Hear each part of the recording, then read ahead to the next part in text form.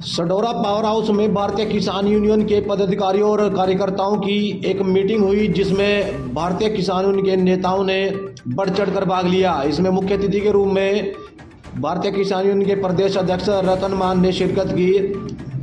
प्रदेश अध्यक्ष रतन मान ने जानकारी देते हुए बताया कि सरकार किसानों पर झूठे मुकदमे दायर कर किसानों की आवाज को दबाने का प्रयास कर रही है, लेकिन किसान ऐसा नहीं होने देंगे। 11 मार्च को भारी संख्या में किसान एक दिवसीय जेल भरो आंदोलन करेंगे, जिसमें किसान बढ़ चढ़कर भाग लेंगे। उन्होंने सरकार से चेतावनी देते हुए कहा कि यदि किसानों की मांगों को जल्दी पूरा नहीं किया गया तो किसान अग्रिम रणनीति तैयार करेंगे कि पूरी जिम्मेदारी सरकार की होगी। किसान नेता रतन मान ने कहा कि जिस तरीके से किसानों को दबाने का प्रयास किया जा रहा है, किसान आंदोलनरत हैं अपनी मांगों को लेकर के।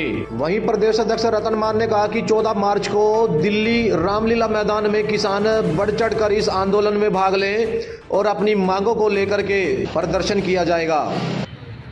तो 14 मार्च का पूरा जोर लगा हुआ। दूसरा,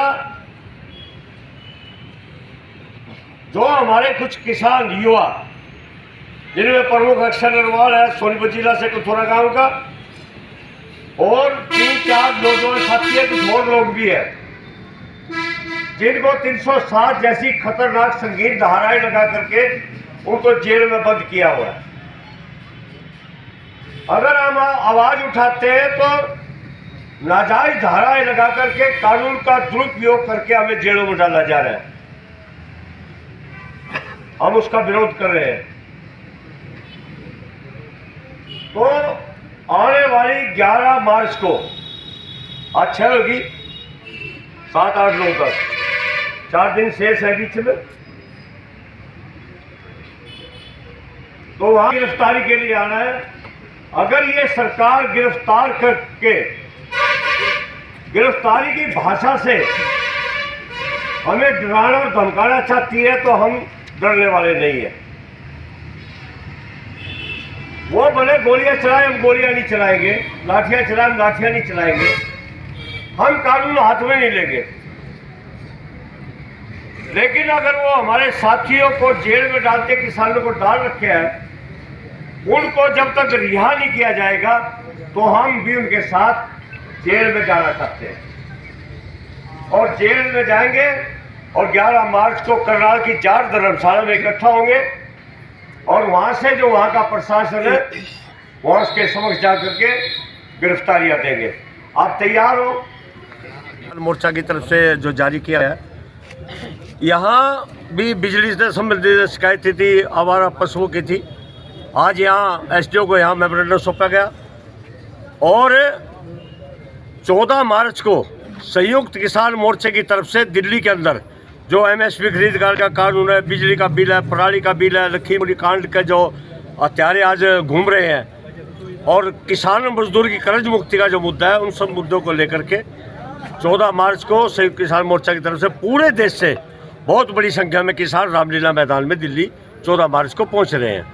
हरियाणा सरकार ने हमारे कई युवा किसानों को 307 जैसी संगीन धाराएं लगा करके उनको जेल में बंद किया हुआ है। और भारतीय किसान ने ये निर्णय लिया है, अगर सरकार जेल में डालकर डराना चाहती है तो हम भी जेल में आने के लिए तैयार हैं। और बड़ी संख्या में आने वाली 11 मार्च को करनाल की सीएम सिटी में बहुत बड़ी संख्या में किसान सामूहिक गिरफ्तारी देंगे। वो गिरफ्तारी एक दिन की रहेगी और 14 मार्च के बाद फिर आगामी घोषणाएं करी जाएंगी। संयुक्त किसान मोर्चा की भी बैठक होगी और सरकार एमएसपी खरीद गारंटी का कानून नहीं बना रही। उन्हें खुद वायदा किया, माननीय प्रधानमंत्री जी ने 260 चुनावी जनसभाओं में कहा था कि एमएसपी का कानून खरीद गारंटी का बनाऊंगा, वो बनाया नहीं। कर्ज मुक्ति की बात की थी, गन्ने के बकाया की बात की थी। दिल्ली जब आंदोलन समाप्त हुआ करीब 2.25 साल पहले, प्रधानमंत्री कि भारत सरकार ने हमें लिखित में पत्र भेजा था, जिसको हमने स्वीकार करते हुए आंदोलन को स्थगित कर दिया गया था। उसके बाद भी सरकार एमएसपी खरीद गारंटी का कानून नहीं बना रही है। आंदोलन चले है, अम्बाला में भी चले हैं और एसकेएम का 14 मैं बता चुका हूँ, 14 मार्च को भी दिल्ली में हम जा रहे हैं। ये मैं साफ तौर पे कह देना चाहता हूँ कि मुख्यमंत्री जी या तो उन बच्चों को रिहा कर दिया जाए जल्दी, नहीं तो फिर 11 तारीख को हम आ रहे हैं जेल में जाने के लिए। आप अपनी जेलों को साफ करिए और जेलों में हमारा रहने का इंतजाम कीजिए। हमारी चेतावनी है आपको, और हम पूरी ताकत के साथ उस दिन वहाँ गिरफ्तारियाँ देंगे। तो आज सढौरा में भी यहाँ जो 10% का जो बिजली बोर्ड ने पहले 20 था, 10% का जो खर्चा किसान पर डाला गया उसको तुरंत हटाया जाए, और नहीं तो फिर हम शक्ति भवन का घेराव करेंगे पंचकुला के अंदर, जिसका कार्यक्रम बाद में तय कर देंगे। प्रधान जी